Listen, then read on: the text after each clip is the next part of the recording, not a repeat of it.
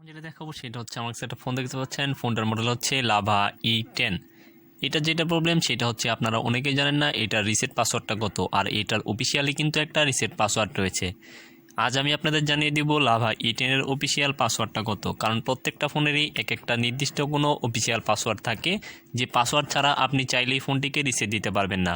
আর আপনি যদি ম্যানুয়ালি কোনো পাসওয়ার্ড ইউজ করে থাকেন সেই ক্ষেত্রে আপনাকে ম্যানুয়ালি পাসওয়ার্ডটা দিয়ে কিন্তু রিসেট দিতে হবে।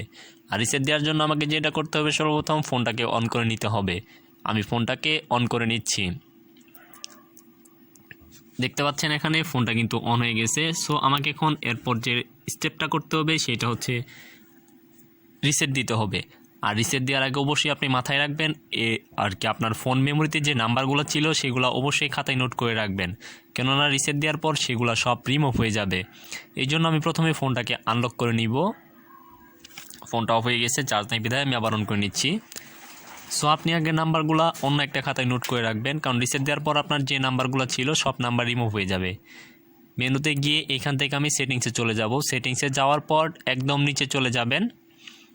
এইখানে ফোন সেটিংস নামে একটা অপশন রয়েছে, এইখানে যাওয়ার পর আপনি একদম নিচে চলে যাবেন। রেস্টোর ফ্যাক্টরি সেটিংস নামে একটা অপশন শো করবে। সো আপনি রেস্টোর ফ্যাক্টরি সেটিংসে চলে যাবেন। চলে যাওয়ার পর এখানে ওকেতে ক্লিক করে দিবেন। আপনি যদি ম্যানুয়ালি কোনো পাসওয়ার্ড ইউজ করে থাকেন, যেমন ফোন অন করার সময় 2580 দিয়ে থাকেন, তাহলে সেই ক্ষেত্রে এইখানে ম্যানুয়ালি পাসওয়ার্ড দিতে হবে।